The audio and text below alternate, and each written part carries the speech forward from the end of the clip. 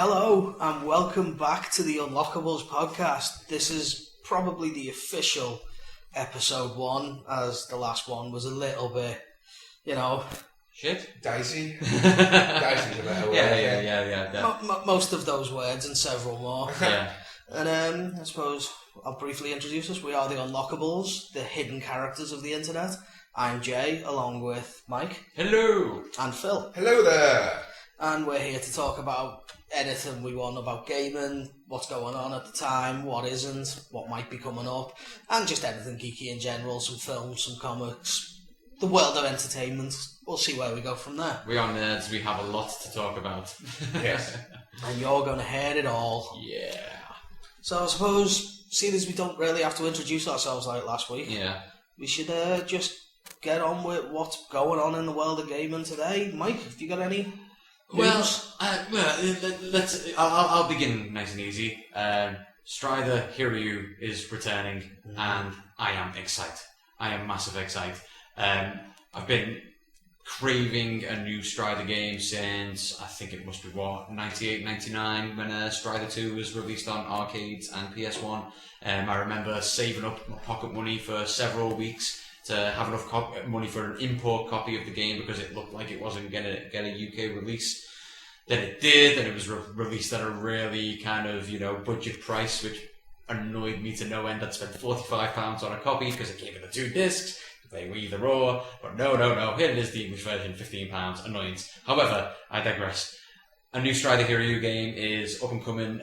Double Helix, the guys behind Silent Hill Homecoming. And the new Killer Instinct. And the new Killer Instinct. Initially worrying. I was very worried when I heard who was making it. And as per usual, as with any modern game being remade, I worry for the little details, the soundtrack, the initial character designs, the level looks. So when I initially heard that the game was being remade, I was like, oh, this better not be a grim and gritty Call of Duty style, all palettes of browns and greys and just boring and get up. But no, they released a 7-minute gameplay trailer, and all of my worries were quashed in the time it took for that trailer to end. Opened with the original Strider theme from the original level. He swoops into the stage just like he does in the very first game. The action, the combat is running forward, hitting a button to slash enemies in half. I'm happy with that. Plus, couple that with the fact that they've taken a design takes from Metroidvania style games. I'm totally down with that. Totally down with leveling up and gaining new abilities. I mean, £12 spent. I'm happy. I assume it'll be £12. Well, I am excited myself. I've never really played the Strider games too much. I've played bits of them. I'm more familiar with the character from Marvel vs. Capcom, where he is Opti Badass. But my main problem with the new version is the 3D character models and stuff.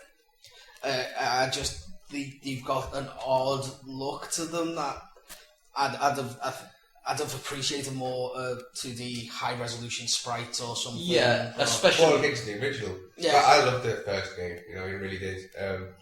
Played at the arcades, and the only bit out the entire trailer to me that looked like the old games was when I saw him jumping off something and firing his shurikens out and hitting the robots in the air, and that looked and felt like Strider to me. That the same jumping arc. They had the things right about that. The only thing I'm going to have to bring you back there, and because you've just described an action that Strider can never actually do in the original game. There are no projectiles in Strider.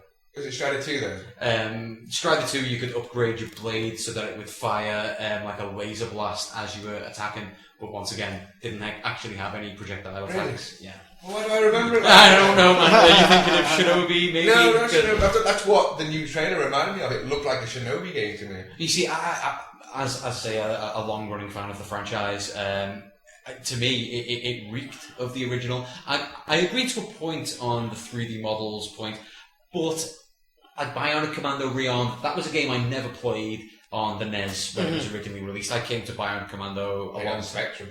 Wow, that's old school. But as I say, it's commonly remembered as a NES game. So when I originally played Bionic Commando Rearmed, I thought, I'm not that interested. It's got Capcom written on the front, must be worth a little go. And I was shocked at how much I enjoyed the game. I enjoyed it so much I had to source out a copy of the NES version just so I could see the changes in it. And it turns out that gameplay-wise, it's pretty much identical. I'm just not going to talk about the 3D one at all. Why not? Because it's terrible. It's not terrible. It's terrible. It's got the music. It's got terrible. The story. I'll give you. The story is pathetic. I'm not. No, this doesn't even deserve a spoiler warning. His wife is his arm.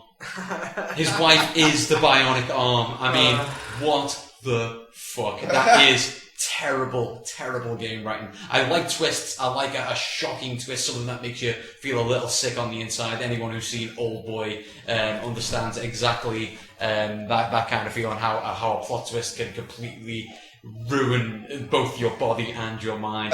But that was pathetic. But bringing it back to the Rearmed version, I came to appreciate the transition from 2D to 2.5D, if you will. I hate that phrase, but it kind of works. It kind of works, and I see exactly the same thing in the new Strider. Because the models may not have looked amazing, but the lighting effects look stunning. The parts, it makes sense for them to do it that way as well, because all the Shadow Complex games and Metroidvania games are doing so well. Exactly, that's true. Yeah, financially, it makes sense for them. I'm gonna attack my own point here, but after watching the Guilty Gear trailer, my God, showing how to make something look anime in 2D within a 3D environment, that's amazing. Blew my mind. And I hope that Capcom, SNK, and everybody else who likes to make 2D games is watching that trailer. Darkstalkers 4, I'm calling it now. Yep, that would be absolutely incredible. So I am excited for Strider Hiryu. I mean, Comic-Con has obviously been around this week. Anything else that's kind of jumped out and made you go, ooh? Just in general? Well, yeah, I mean, what big reveal of Comic-Con is kind of a... Walking Dead Season 4 trailer. I suppose one of the big ones is Batman and Superman. Oh, yeah. That does look interesting. And with the quote, we've got the guy on stage who did the quote from...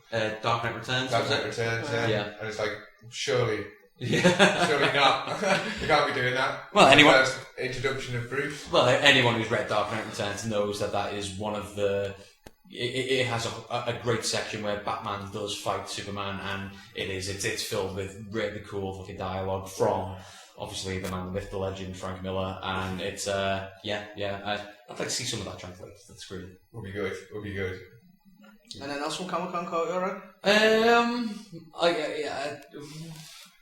Do you know what? It's been pretty lacking, I suppose. They've been obviously going over a lot of things that we already know. It was the Game of Thrones and all this kind of stuff. And it's nice to see them, but besides Strider and Days of Future Past, Bishop. Okay. That caught my eye. Yeah, I say X-Men. Sentinel looked awesome. That'll do me. Yeah, totally, man. So I mean, forgot about that. As you know, I'm X-Men is my first love. Well, you are wearing a Magneto t-shirt. There we go. Magneto is my favourite villain ever. Fassbender does such a good job of it. Yeah. My God, First Class. I mean, when I saw the trailer for First Class, after the rape that was Wolverine X-Men Origins, which we touched on last week slightly, yeah. First Class, when I saw the trailer for that, I was not enthused. I was like, I have to go see every X-Men film. Like, it's part of my... I love X-Men too much to not go and see what they've done to it. So and you have to. Yeah.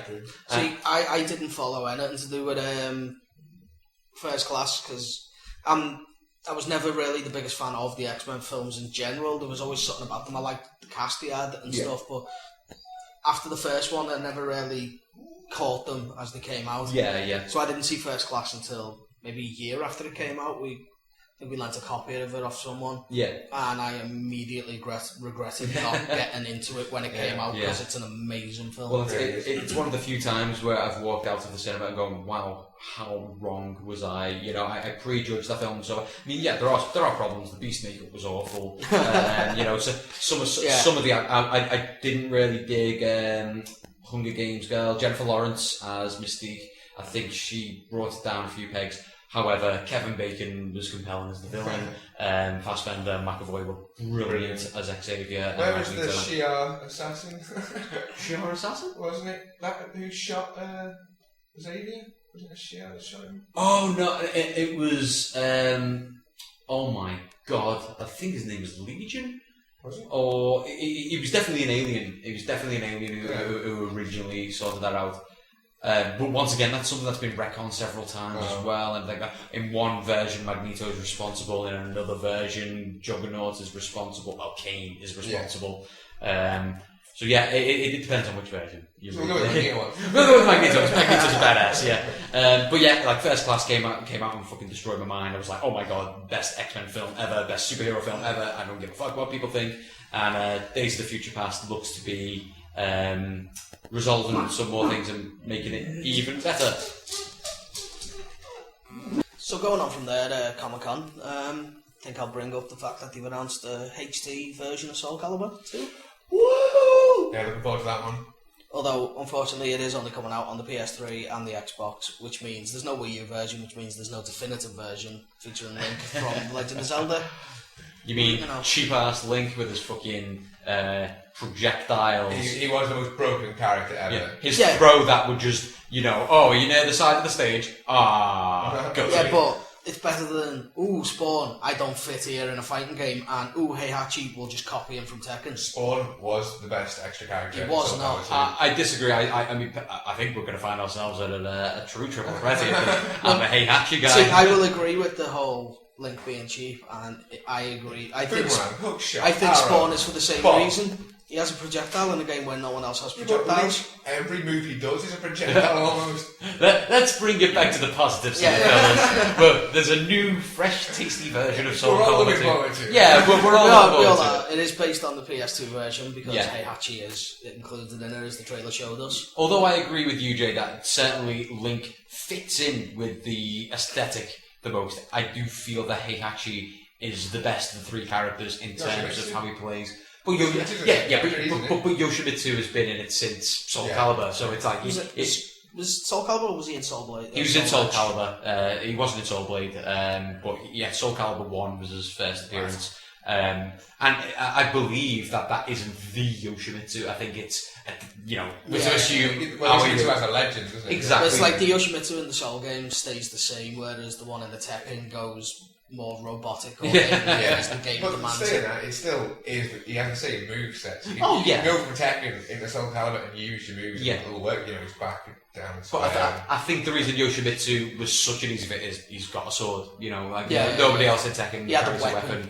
Yeah. So it's, you know, Heihachi being in there is a little silly. It's like, what? He has ultimate fucking wrist guards. Wasn't it his shoes, his sandals or whatever? Weren't they the weapon shoe? I think it was his wrist guards. Yeah. I think I'm sure that they. But then once again, can't really recall. It's been a long time, and I've played a lot more Soul Calibur 4 and 5 since then. 3 was definitely, I think, a weak point in the series. I think 5. Since I've played 4 and 5, I appreciate 3 a lot more now. Yeah. I think 3 was bogged down by gimmicks. You had the creator soul for the first time, which I enjoyed. It was a unique thing to have in a fighting game, to actually create your own characters. But I think a lot of focus was taken off of Soul Calibur 2 is still tight to this day. The Weapon Master mode. I can't wait to go through that again. Exactly. When they went off that track of doing that extra mode, like there's nothing. See, Soul Calibur 3 had something like that. It was an RTS. Yeah, it was like a tower defense RTS. That was alright. I didn't mind that one. See, I don't like that style of gameplay, but looking back, I appreciate that it was there. Yeah. It's now, because was it Soul Calibur 5? The arcade mode was like 4 fights or something.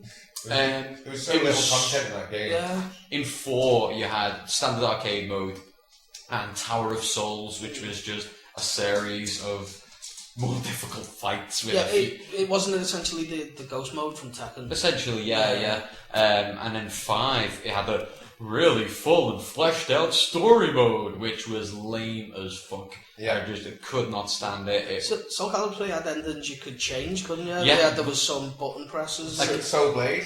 Did Soul Blade have that? Remember Mitsurugi? Mitsurugi, you to dodge the bullets and cut the guy. Yeah. And Voldo's on where you rubbed the blade and it broke. Yeah. All the little, they were amazing. They should bring them back. Interactive end cutscenes. Best one, Sofatia. Whack the square button and all clothes come off. What? And it was always... I don't know how far it occurred in the Japanese version, because I assume in the Japanese version that you could probably get a full nude. But it was always, just as a bikini top was about to be removed, it would fade to white and she would turn and kind of, oh no! And it was like, oh, Sofatia.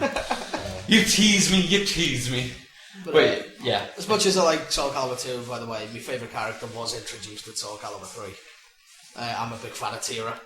Tira is pretty cool. I use Tira a lot. I like 3 modes. She has like depressed, happy and neutral, doesn't she? Yeah. And I like that idea that she fights differently depending on her mood. And, I thought that was I cool. just thought the weapon was interesting as well. Yeah. The hoop. Yeah. And then they called it a chakram, but I know it's not because that's too big. Yeah, I mean, we all spent time in the schoolyard trying to murder each other with hula hoops, didn't we? Yeah. Totally see where they got that Totally. from. Yeah. It was the only way boys were allowed to use hula hoops. But yeah, it'd be cool to rock a classic Nightmare.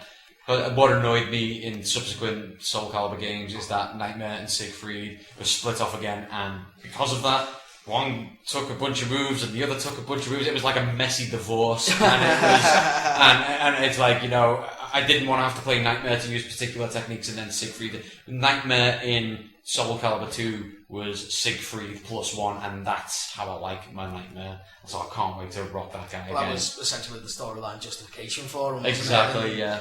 And Siegfried didn't he become the hero of the story for? Well, he wins Soul Blade, so that like the canon ending is he ends up with the Soul Blade. Becomes doesn't the whole Soul Calibur and Soul Edge divide thing happen? Well, no, that the Soul Calibur is brought about, I believe, is a sort of counteract to the Soul Blade, because Nightmare is out there pillaging lands. The Soul Calibur because isn't Maxis, Jean-Claude and Killick part of this order that they're like the Scooby Squad. They're sent out to go defeat Nightmare with the Soul Calibur, and it isn't decided. Because it's Shang-Chi's default weapon, isn't it? Yeah. But then I don't think they succeed in defeat. I think it's just a matter of they stave them off for a while, but then Soul Calibur 2, when like all the bits of the Soul Blade are distributed about the world. Everyone got like a fragment of it, didn't they? But that's when Siegfried starts to resurface in Nightmare, and there's a definite clash of personalities in there, and then 3 is when they're split up again as 2 separate entities, and that's when Siegfried becomes the fallen hero. He has a dark past, but he will and then he got himself. A scar on his face. And even though so many years pass between the games, like he was encased in ice, so he can still look young and pretty. And even though Ivy is in her 60s now, her cursed blood, which should be killing her, is actually keeping her young and fresh, so she could still have massive boobs and still look sexy for the lads. But meanwhile, Taki, she has aged, so here's a fresh, young, nubile ninja for you to make dirty fan fiction about. I did like was it Natsu? Natsu. I did like Natsu though. Yeah, she's okay. She is just Taki, but with a few new moves and a new personality. It's good to see a positive version of Taki. Exactly. Yeah, Taki's a bit moody. Yeah, very much so, very much so. But yeah, definitely excited for that. That's going to take up a lot of time. Yeah. Well, is there anything else recent? I'm racking my brains. Recent, yeah. It's like the Comic-Con usually it's a font. It's like all kinds of stuff going on. I mean, there's been a lot of obviously, but like it's all been stuff that we've already been aware of, like Riddick. It's like we knew the new Riddick was coming. As you stated before, Walking Dead season 4, which, to be fair, looks incredible. Yeah. Don't watch the trailer though; it's far too spoilery. Or watch the trailer, and I haven't seen the last 3 episodes of Series 3 yet. I know. Oh, lordy, lord. What are you playing now? Yeah. At least I've read the comic. Well, so have I, up to a point. Yeah, I'm like 2 issues behind. But it's my rule though, isn't it? I read the big compendium once the next compendium's out, so I never run out of Walking Dead to read. Are we going to have the Iron Throne with Link sat on it arguments all over again? It's like, yes, one of you has played all the Zelda games first, and yes, one of you has read all the Game of Thrones games first. Game of Thrones books. Yeah, Song of Ice and Fire books first. I have more rights to that, TJ. No, you do not. I could name every single one of those swords. So could I? No, you couldn't know. I'm not even going to start this with you, Phil. Right? I do think on that, we're going to take a short musical interlude. I think that's the best thing to do. Yes. Right, the piece of music we're going to be playing to you. Oh, it's all delicately themed. Oh, yes. We're playing the Stage 1 theme music from Strider. Yeah! Here we go.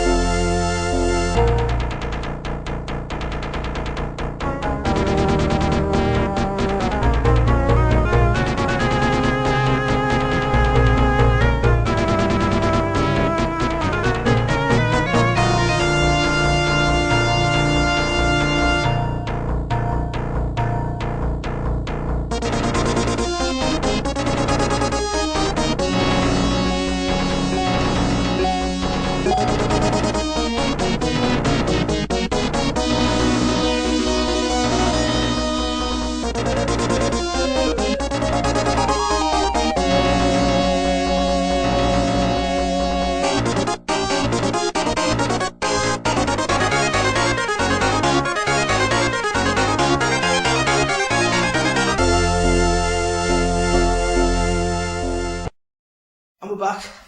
So I know we've been talking while the music was playing, and been talking about Dead Rising 3 again. About, you know, people have kind of had a look at it themselves now, and Phil, you wanted to talk about some stuff. It seems opinions are changing, because I was quite worried because Dead Rising 3 is the one game that's making me want to get an Xbox One. Yes. The one exclusive that was like, yeah, I need to play that game. Yep. I might not be able to get it for PC or anything, so Yep. I have an Xbox One for it. And when we saw the stuff at E3, it was, you know, all dark and gritty, gunplay all over the place. It did not look like a Dead Rising game. It was really. realistic. It was realistic, and we're quite worried about that fact because you love the humour in Dead Rising games. Yeah. That's what it's all about, you know. Yeah.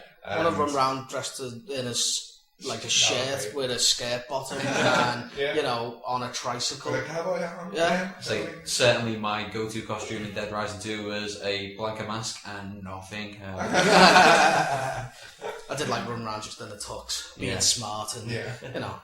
But yeah, you know, there's always the weekend. Yeah. Let your hair out. After Comic-Con, apparently, more journalists and stuff about go over it themselves, and people have been saying they got to walk through a 30-minute demo and they saw guys in shark mascot costumes and flaming swords and all that stuff was there. Oh, good. Plus the hardcore mode, so we're going to have the time pressure. Yeah, I remember hearing about that. I'm glad that's back there. Yeah, it needed it. That's what Dead Rising's about. From point to point, under pressure. It's time management, the game. Yeah. It just happens to be an apocalypse going on. Yeah, truly. And I'm really glad all those things are still there, and I'm going to have to get an Xbox. See, I remember at E3 when people were asked, the devs, they did say, "Oh yeah, there's going to be like Servbot masks and that," but it just didn't look right. They really, I think they just misfired with the media there. Gamers are very picky people, you know. Yeah. I was a bit like, why is he getting airstrikes coming in? Exactly. But can explain that as well, because there's a character in the game. If you've registered your smart glass device with it, your phone or whatever, your tablet, you might find a character in the game through a military radio found a dead body, and it will contact it and it will say, I'm locked up in this military base, but I've got access to all these things, I'll be able to help you with some of the stuff I've got here. And so you'll see missions specific for him, and then that will open up like airstrikes and all the sort of things. You've got an eye in the sky which you can control. So it's brought into the actual thing. I'm all for it. Have they now said then that the mobile interface thing is entirely optional? Well, you won't have to have it, but if you do register it, then you'll have essentially you'll get more. You'll have those. Have they said this guy's only going to be there for mobile, or is he going to be essentially your radio companion? You won't be able to control it without that functionality. Once it's registered, so when he calls the device, it'll call your phone. So you'll get locking out parts of the game unless you use a mobile phone. I think so. There was no definitive thing said about that. Right. So I still got a chance. Because all they were doing was bigging up the smart glass. Of course. Just what you're saying, you get access to this guy through finding military radio. Yeah. There's always someone at the other end of a radio in a Dead Rising game, so maybe it is. There might just be their equivalent of Otis or whatever the guy's name was in Dead Rising 2. The sheriff dude, was it? Or whatever. No, Otis was the janitor. Who's the woman from the... Oh, yeah, the redheaded girl. Yeah. Oh, but Otis. I loved being berated by Otis for I didn't, because you couldn't do anything while I was talking to you. But, I mean, to be fair, I mean, Dead Rising 3, I will agree, looks like a lot of fun. I too am very relieved to hear that the silly remains. Yeah, me too. If that is what Dead Rising is all about. However, I do think Dead Rising 3 is symptomatic of a problem in gaming, and not just in gaming, in just general media. We talked before about Walking Dead, another great example of zombie fiction. But because of these few and far between examples of great zombie fiction, where there is like a tidal wave of other much crapper zombie fiction. Now, I love my zombies. I'm a big fan of the original Romero Dead trilogy. Resident Evil, particularly 1, 2, and 3, are some of my all-time favourite games. You talked about them enough last week. Exactly. I'm not going to go on about that again. I do like you when you mentioned them specifically when you were talking about zombies, because they're the only ones with zombies in them. Exactly. And Code Veronica and Zero. But anyway, I digress. They weren't zombies in Zero. They were leech monsters. There were still zombies. Six had zombies. Hey. But anyway, come on. Get back to my point. Sorry. There are too many zombies. And I don't mean that in the sense that, oh shit, they're knocking down the doors. I mean that you go to a video shop, where am I now? 1974. You go to any sort of media outlet. Go to Netflix. You go to Netflix, anywhere, it's all zombies. And it's like, yeah, okay, Shaun of the Dead was great. The Dawn of the Dead remake, shockingly, was really good. You know, there have been several examples of 28 Days Later, another fantastic zombie film. For every 28 days later, there's another 10, 28 weeks later. I enjoy 28 weeks later. 28 weeks later was okay, but it is, once again, completely symptomatic of what it is, a diluted version of something that is much, much better. Yeah. Now, I know this is commonplace. Something becomes popular, you're going to get me. I'm a huge Friday the 13th fan, Halloween, Nightmare on Elm Street. Halloween came out in 1978, and by 1988 there were so many. April Fool's Day, Mother's Day, Father's Day, New Year's Evil. It's like few of them managed to mark their own identity, but I agree with you. Yeah, it's all just carbon copies. Exactly, it's like man in mask with knife kills girls, money. It's cheap to make better. So now people are doing the same thing with zombies and found footage. But what annoys me is that you have developers purposely shoveling in zombies to try and make us go, oh my god, I need this game. I love zombies, so therefore this game must be for me. And a crazy, I mean, obviously the main fucking evil in this is the Call of Duty series. I mean, does nobody find Nazi zombies a tad offensive? It was funny in Dead Snow because Great film. It's a great Evil Dead style movie. Guys in a cabin and Nazi zombies turn up and tear them apart. Did have a hilarious scene. Oh yeah. Hacks off his hand. We don't want to give too. I mean, any film where a man repels on his own intestines. That's a winner. The for Nazi me. zombies introduced in World at War. Yeah. Made sense in the context of that game because it was A World War II game. Yeah. But yeah, the fact that whenever they've added them into Black Ops, are they the ones that generally has the zombies? Black Ops 1 had a Nazi zombies level and a 1960s Castro, Kennedy. It did. But Nixon. So didn't it also have Robert Englund and Sarah Michelle Gellar? That was DLC. That was DLC. I say out of the box, you had a Nazi zombies level, and you had a 1960s Vietnam sort of era level, Cold War era. It was. But as I say, it just seems now that it annoys me that I'm struggling to find examples in my head that of any more. I mean, maybe you guys can help me out. Can you think of anything else where zombies have just been thrown in just to help sell a few more copies? Well, you had vampires instead in Festival of Blood on Infamous. Yeah. So they tried to do something different, so that was pretty good on their part. Yeah. But it was the same thing going on with the zombie thing, because you had the Undead Nightmare in Red Dead Redemption. It was like, let's add odd zombie modes to everything. Yakuza. Dead Souls. Yeah. It was quite funny.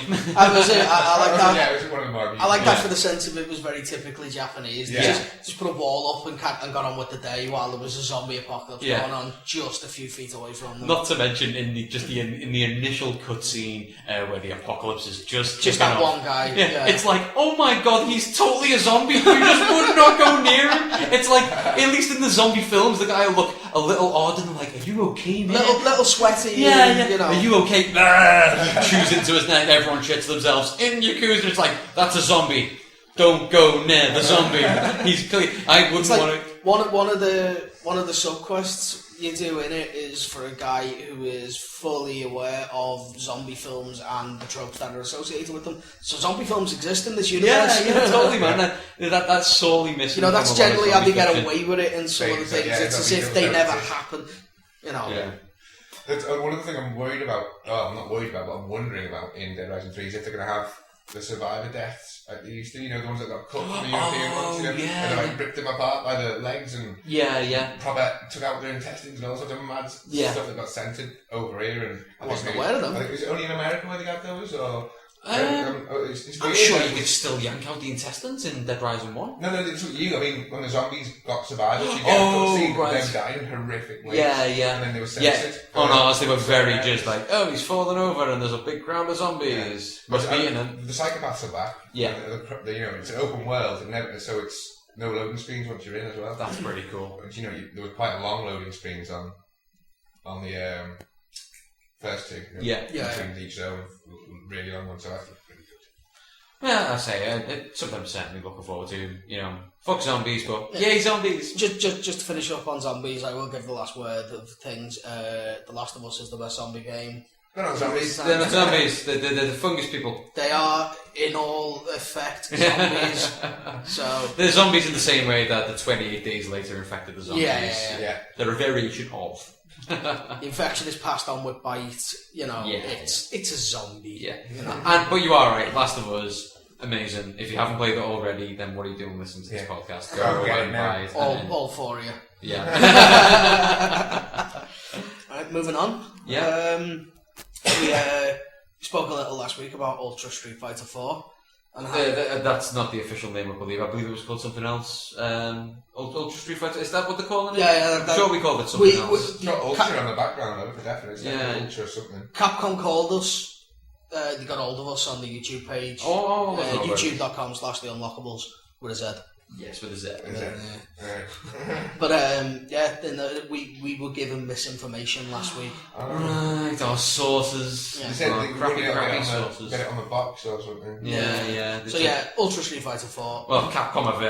I'm sorry to just to bring it back there. Yeah. Capcom do tend to embarrass themselves with the old spelling mistakes on. What was it? Resident Evil Relevations. Relevations. A Kami on the Wii With coming the to you from IGN. IGN. Capcom, seriously, we loves you, but you're so stupid. But yeah, we speculated about the 5th character, who apparently had never been in a Street Fighter game before. We figured it was probably going to be Mike Hagar from Final Fight. Aye. But someone from Capcom has now come out and said that it's a character who's never been in a fighting game before. And I bring it back to episode 0, where you stated that you reckon it could be Damned, the first boss from Final Fight. And didn't you reckon that? I reckon that. Phil. was it Phil? Yeah. I apologise. I had no idea who you were on about. But I personally think that is a great choice. A great choice, and probably the most likely candidate. Well, Rolento does have his dudes, the Elgato gang, who did appear in the Alpha series in one of his supers. Might count, or it might not. It might or might not count. Depends on what they consider a fighting game debut, and whether or not they can remember their own history. Exactly. I mean, how many... It'll be Garuda or something. Yeah. Oh my god. No, they were technically fighting games. And sadly, all of those characters are owned by Eureka and not by Capcom. Oh really? Yeah, that's why. That's literally the only reason Skullomania hasn't been another game, because he is massively popular. Yeah. Definitely. I would kill And him. is she? No, Skullomania There was a a business female. There was a female, wasn't Sure. The main Skullomania was a business fella. Yeah. So, and Doctor and Dark was another great character from the EX series. If you're a little lost, but now talking about the EX series, the short-lived series of 3D Street Fighters. C-Jack, Crackerjack. Yeah. Amazing as well. Best theme in the game as well. Garnet Sky from Street Fighter EX is one of my all-time favourite pieces of Street Fighter music. There's a piece of music today. Oh, okay, yeah, there you go. You'll get that later. Classic. Love it. Brilliant. Yes. But bringing it back to Ultra Street Fighter 4, yeah, I totally... my money is on either Damned, Elgato, both from Final Fight, or a Captain Commando character that we haven't had yet. Don't think it'll be the baby in the suit. Don't think Wasn't the baby in the suit in? Once again, he was in one of Captain Commando's supers. The entire gang appears in one of Captain Commando's supers. I couldn't remember if it was in like the robot fighting game Capcom did. If they've said, you've asked me. If they've said that it's not been a fighting game before, surely Final Fight counts as a fighting game. No, it depends. That's Nowadays, that's technically a beat 'em up. Yeah. While that used to mean the same thing, it's kind of... Do you know, I get angry now when people refer to Street Fighter as a beat 'em up. It's not a beat 'em up. It is a fighting game. A beat 'em up is a scrolling game where you're fighting loads of different enemies repeatedly, whereas a fighting game is a game where two people hit each other until their life bars are diminished. Yes, that is how it is. But yeah, I mean, personally, I can't think of any of... Unless they're going to put a Resident Evil character in there, but I just highly doubt that. I Most of can't... them have been in fighting games already. Well, that's what I mean. One, you couldn't use Chris, Jill, or Wesker. or the Nemesis. Or the Nemesis. But once again, it's a game I don't see occurring in the same universe. I did just say that. Did you? Yeah. This proves how much you listen to me, Phil. You know. Well, I got used to you. Oh, right, so now it's just white noise.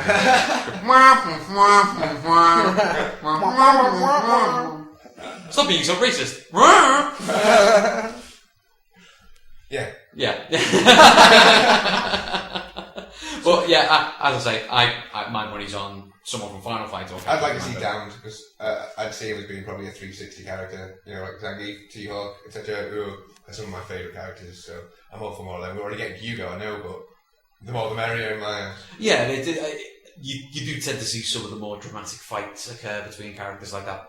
Their pressure games tend to be completely different from like Ryu can stand from half a screen away and keep. It's like when Zangief is within footsie distance, time to get afraid. It would be nice to see another. What I like about the idea of Damned is if you look at his moveset in Final Fight. He can move very quickly from one side of the screen to the other. And I think that could be terrifying with a grappler. You know, someone whose grapples might not do... shoulder charge. Yeah, stuff like that. He could shoulder charge in. Yeah, you just blocked it, but he's going straight into a 360 throw, you know. That guy, very similar to T-Hawk, I suppose. Yeah, they could, with his hair down. Yeah, I think they could... I think if they gave him like an arcing jump attack, similar to Guy, and a couple of grapples, and possibly an invincible move as well, like Zangief's Lariat, we could see another mean character. Totally. What other Capcom games would you consider would fit in the Street Fighter universe? Sort of like with the same, grounded in reality, but obviously without the major, you know, being able Cadillacs and dinosaurs! Is Breath of Fire a Capcom game? Yeah. So we could have a Breath of Fire character? Again, I don't think it'd fit with the Street Fighter universe. It's a bit too... just a little bit too out there. However, they are sorely missed from the likes of Marvel vs. Capcom. Yeah, that is true. Put a bloody time warp in the Breath of Fire games and Ryu falls in, and then you can have a really funny bit where Ryu meets Ryu, you know. Ray as well. Ray, the lion dude. Yeah, it was like the cat, was it? Do you know what? You're gonna hate me. I've never finished a Breath of Fire game. If it was Dragon Quarter as your first one, I wouldn't mind. No, I started with 3 on PS1 and had most of it played in front of me, so it was one of them I didn't really care to go through it because I watched the whole thing. I watched a bit of 4. Always had amazing fishing mini games. I always loved the fishing. But I played the second one straight. I just skipped number 1, went straight to the second one with on a SNES emulator, and that I did pour a fair few hours into that. But that game is hard. Yeah. Oh my god, that game is hard. What other Capcom games though fit with? I'm struggling to think. I'd have said Phoenix Wright, but he was in MVC. Yeah. But then there are other Phoenix Wright characters. Apollo Justice. Apollo Justice, maybe. You know? We've had Frank West, but we've not had Chuck. Chuck Green, yeah. But once again, are we having zombies in the Street Fighter universe? Because of his, he started doing all this fighting of weapons. You could just. Then again, they could try and market Dead Rising 3 and what's his name, Rico or something, the mechanic in Dead Rising 3. Yeah. Cross marketing straight away. Yeah, we've got obviously Bionic Commando has been in Marvel vs. Capcom. Yeah. Terrible character. Great character. Loved by a lot of the pros, at least at the start. I don't know. I think he's been nerfed because he had a fair few shenanigans. His grabby boots. Yeah, I'm struggling. Really, I'm struggling. I just think it's going to be another Final Fight character. It's going to be. Just got to go back to the basics, haven't you? It was originally called Street Fighter 89, wasn't it? The male version of Poison. I said that last week. Yeah, that could happen. Or Go Hibiki. Ooh, Dan's dad. Wow. That is that. Ooh, I didn't even think of that. It's like, characters coming back from the dead. Shenlong. Yeah, but Shenlong. No, that's Goku. Or Gotetsu. Goken should have been dead, but somehow he's still alive. Why can't either Go Hibiki or Gotetsu still be taken? I'd be interested in fucking Dan's dad. I'd like to see some of that. Oh my! Imagine it fighting Sagatas and actually being Dan, but awesome. Similar moveset, but he kicks ass. Banker's mum. Banker's mum. Yes, Jimmy. Crushes people with her hook. Mommy. Or Dr. Dalton from... Oh no, there was a Street Fighter the movie game, wasn't there? Yeah. Could have been Carlos Blanca. I feel I should narrate the look I'm giving Jay right now. There is no Dr. Dalton. Come on, that game was well better than any of the recent Street Fighter games. On that note, while Mike has his little heart attack thing, we're going to take our second musical break for the day. Unfortunately, I'm going to have to speak to Mike now because I can't remember the name of the song he said earlier. This is Garnet Sky from Street Fighter EX plus Alpha. You heard the man, that's what it is.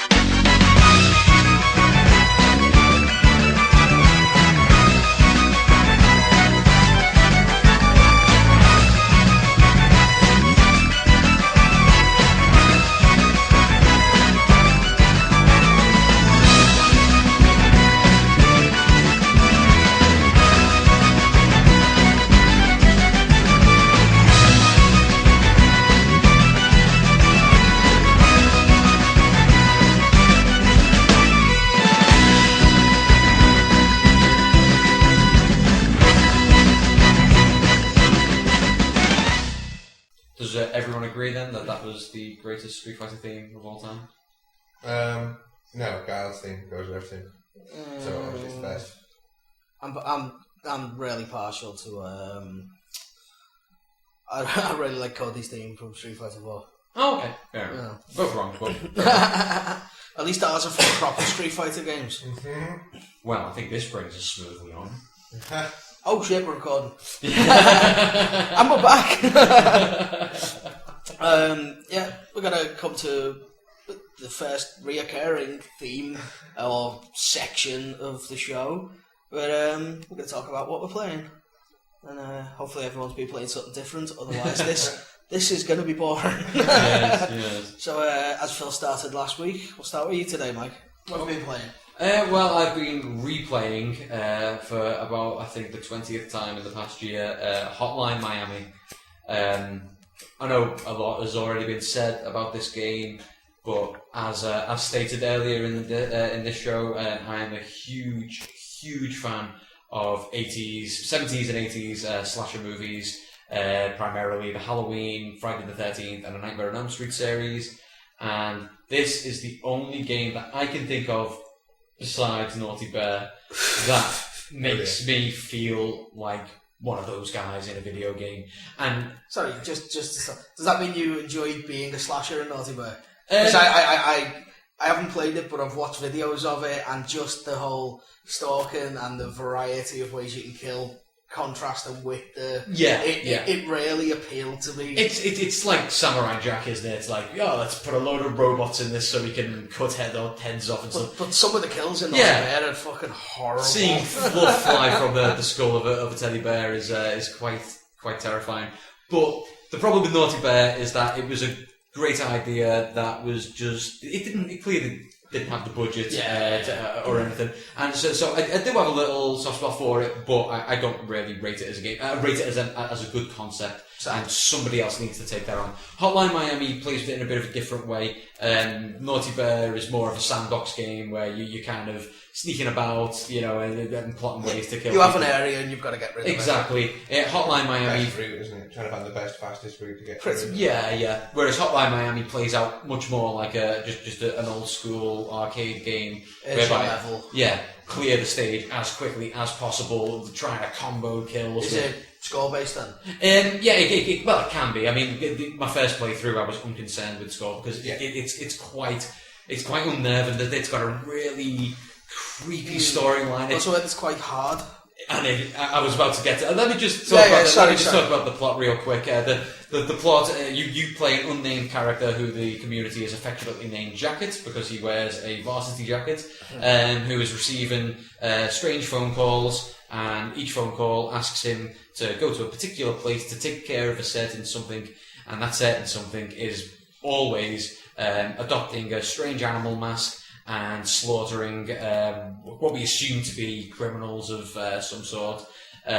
So there's your justification straight away. However, the violence is visceral and nasty, even though it's portrayed from an almost Grand Theft Auto 1 top-down bird's-eye view with 8-bit pixelated graphics. It does have some of the most violent and horrific deaths I've ever seen in a video game. I have got a copy of it, I just haven't got around to playing it yet. I highly recommend it. Your first playthrough will take you roughly 3 to 4 hours, and you'll immediately want to play it again. You'll want to go through those levels and find that perfect route. So it's got good replayability. Yeah. And it has the secret letter tiles to find for the proper ending. Oh, of course, yeah. Let's come on. We don't want to give it all away. There are secrets in the game. It really does harken back. You would say there's unlockables. There are unlockables. There are tons of there are unlockable weapons. It's okay. We're allowed to name drop here. It's fine as long as it's ourselves. But you unlock weapons for meeting certain criteria. You unlock at least one new mask every level. The masks can give you different skills. Like what the wolf mask allows you to carry a knife straight into the battle. Tony the Tiger, you kill people with fists. The horse, you can kill people with opening doors. That's the best mask. Yeah, best mask. It completely.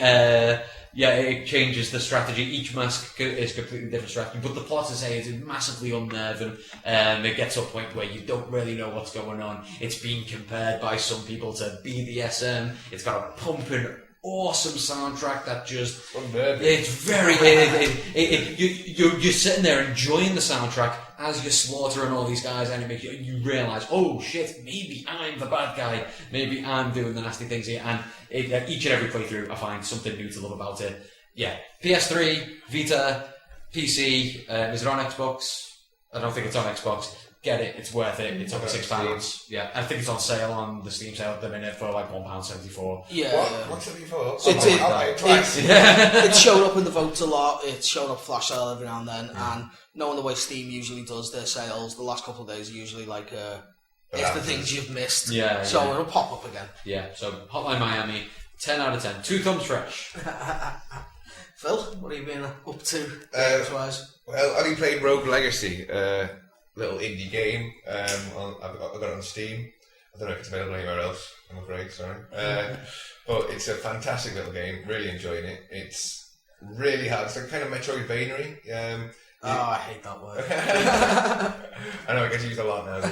It's you get a randomly generated castle every time you start. But then when you die, your lineage carries on because you become your son or daughter, and they have different traits, and they'll be like colourblind, and the level will be black and white. Oh, cool. There'll be aesthetic ones like that, or like one will be coprophilia, so they're always swearing.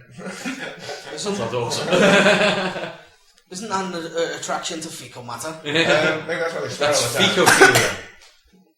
Fecophilia. It's coprophilia, isn't it? Fecophilia? Wasn't that made up in South Park? Oh, I hope not. I've been using that for years. I thought that. So I'm like, yeah, the fecophiliac. You can get like short-sighted, near-sighted, where it like blurry, close to you or far away from you. And then you get ones that are good, like bonuses, where you got like gigantism, so you're really big and you knock back all the enemies with your hits. Or you can get dwarfism, where you're tiny and you'll get knocked. Or skinny, the skinny ones where you get hits. But if you get the dwarfism and you're tiny, then there's little secret passages that only you can fit in and not play through. And you can, you find blueprints for better armour to upgrade yourself, and as this whole building a castle subsection of the gold you earn.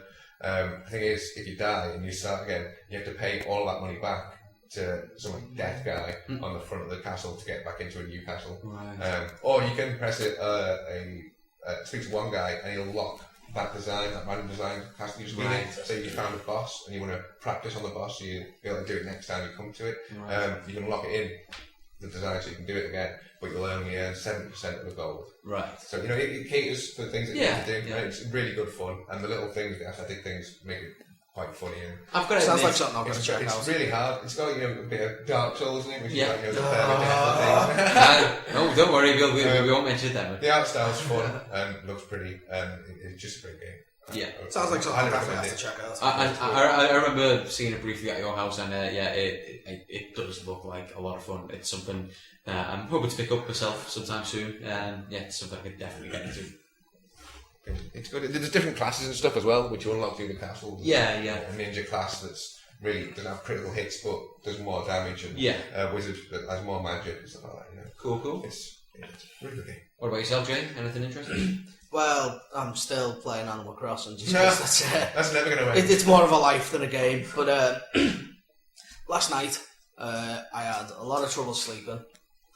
So, went downstairs about 2 in the morning and was just looking through the games I picked up on Steam. So I started playing Roller Coaster Tycoon 3 for a bit. Oldie but a goldie? Yeah. Because I played the original Roller Coaster Tycoon quite a bit, and this was a $5 in the Steam sales, and it's got the Splash and the Wild expansion, so you can make like water shows and zoos and stuff like that.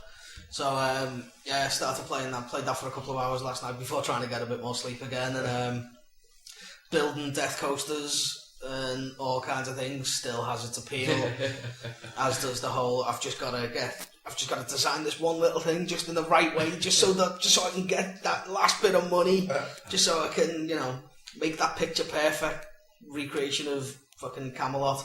Gulliver's World. Gulliver's World. Then they ever ride the Antelope, the most terrifying roller coaster of all time. In Gulliver's World. It was made out of wood, and you'd get on. And I mean, don't get me wrong, I loved Gulliver's World. We had such a laugh there, but you'd get on that thing, and it'd be and you just like, this is it, life flashing before my eyes. But sorry, Jay, sorry. Sorry, let me just... I have flashbacks there. Gulliver's World is a kids' amusement park. Yeah, based loosely on the Gulliver's travel stories that everyone is familiar It's with. for very young children for the most part. Yeah. Maybe up to about 8 years old, maybe. It's probably the only theme park I've been to in the country. Yeah, You have been to Gulliver's World? I went when I was about 11, 12, but it still had its appeal. Yeah. But still, this thing, it's for young children. It kind of goes primarily. Gulliver's World, Camelot, Alton Towers. That's the ages. Yeah, really. I would say so. Yeah, that makes sense. That makes sense. So again, just been trying to make the best park I can. Actually, I'm not doing the sandbox mode at the minute. I'm doing the scenarios. You've got 3 goals to achieve, which is just to get 500 people in your park and have over 10 million pounds or yen or dollars or whatever currency you set. But I'm very much looking forward to going on and carrying on with that, because while it's not a genre of game I play very often, when I play them I get stuck into them. Well, you've mentioned them now, and Massive time wasters. I feel absolutely compelled to mention Theme Hospital. I never played Theme Hospital. Theme Park, I love Theme Park. Theme Park is fantastic, but Theme Hospital... anyone who's played Theme Hospital knows the glory of Theme Hospital. It was so much fun. You never thought that being in... what you meant? Funniest diseases. Brilliant. And the cures for them were funnier sometimes. Slack tongue clinic where you just literally had a huge blade to slice off tongues. You're popping heads with a knife and then re-inflating them with a fucking air pump. And it was just so... that it's like something you would like... I mean, it was just... Bullfrog at the time would inject so much humour into their games. Personality in them. Yeah, definitely. Yeah. Dungeon Keeper. The imps are unhappy because they haven't been paid. It is payday. It's payday. See, I never played them because no PC. Yeah. But a friend of mine at school was really into the first 2 Dungeon Keeper games, but wasn't very au fait with the internet. Right. So me and my other mate convinced him that Dungeon Keeper 3 actually existed. Oh. And he kept going out of his way to try and find a copy. You are evil! Do you know how long actual Dungeon Keeper players have been waiting for a Dungeon Keeper 3? There was a trailer at the end of Dungeon Keeper 2, well, on the disc, Dungeon Keeper 2, a trailer for 3 on it. But didn't Bullfrog go under shortly EA bought them. And then they became Maxis, was it? No, Maxis was a different thing. Because like that Molyneux was with Peter Molyneux was with Bullfrog because he designed the Dungeon Keeper. Didn't he? Yeah, because Lionhead was black and white was their prime thing, wasn't it? So, oh man, that's such I would love another Dungeon Keeper. Yeah, brilliant game. It would be even just a HD version of Dungeon Keeper 2, similarly with Theme Hospital. Give me just Theme Hospital again with new sprites. Happy days, happy days. They were some absolute classic. I'm so glad you brought up Roller Coaster Tycoon so I can seg into this because As I say, I've thought about these games for a long I just time. woke up and I went downstairs and went, yeah, I'm going to give that a go. Yeah, I did play kind of similar Civ 5. I got a new mod for that. I was tempted to pick up Civ A 5. Song of Ice and Fire mod. That was absolutely fantastic. Yeah. People keep going about Crusader Kings 2's mod for it. Yeah. It was brilliant, but this was, for the Civ version of it, it was brilliant. You had all the houses. I went Targaryens. I started with 3 dragons. Nice. And they didn't have many hit points or something. You have to upgrade them as you go through the different time periods. And the time periods are set from, it's like dead early on. I'm Sullied and the best warriors dead early on. So it started off really well there for me. It was cool. Well, so I do have Crusader Kings 2 as bought for me by a friend because he too plays the Song of Ice and Fire mod for Crusader Kings 2. And I've tried it. And it seems cool, but oh my lord, it's massively complex. Crusader Kings 2. It is. I've never played a strategy game like it. I foolishly didn't do the actual game tutorial. I was just so excited about being in a Song of Ice and Fire. And it was still, oh my, I'm going to do it again, and I just couldn't bring myself to it. It's so much. I mean, the reviews for that game have been astounding. It's been named Game of the Year on PC by many different publications. I'll have to give it another go. Yeah, oh, definitely. It's something I thought, because you can have online multiplayer there. I love the idea of having a campaign with yourself and this other friend as well who's into Ice and Fire. Jay hasn't read the books yet.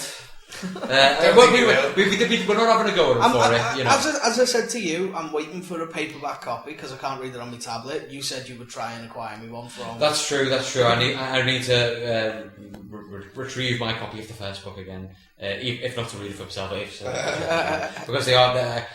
That is a discussion for another time. Maybe me and Phil will do something on the side there about Ice and Fire whilst Jay's catching up. I'll sit in the back occasionally, just going. Yeah. Shit. It's something that at the moment is very close to my heart. I know it's been close to Phil's heart for a long time. I was definitely introduced to it because of the TV show, but I still read the first book before the first series. I just heard of it and had to give it a go. Phil has been there since day one. Day one. I don't know what it's been like for him. It's been murder since I finished the last book, January gone. And those of you who watch the TV series and have just had what's happened in the third series, well, I had to wait 6 years for the book after that to come out.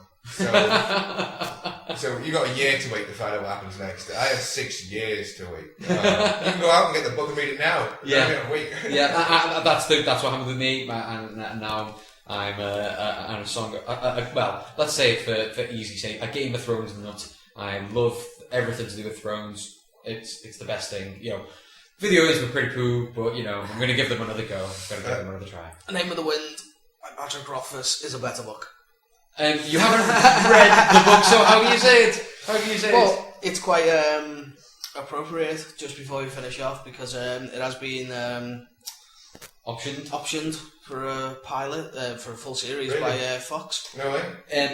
Pat Rothfuss is the reason I put into the Kickstarter for Tides of Numeria Torment. I was already interested in Torment because I loved the first one, but hearing he was going in to write some backstory for a character, so I was like, a real writer. I'll put some money into that. Definitely. He's also he's been invited to PAX to be the fourth member of the D&D game. Nice. Yeah. Oh wow, this dude is like a proper a geek god. Yeah, he seems to be, and he's very active on Facebook. Yeah. He seems like a really nice guy. Cool. But yeah, to go back to the fact that they're going to be doing a TV show, it's like I got onto these books last year through a friend, and a couple of other friends who'd read it, and instantly they became my favourite books I've ever read. I'm waiting for the third one to come out, and I'm a little iffy on the idea of a TV show because I'm worried it'll be really good because then Fox will cancel it.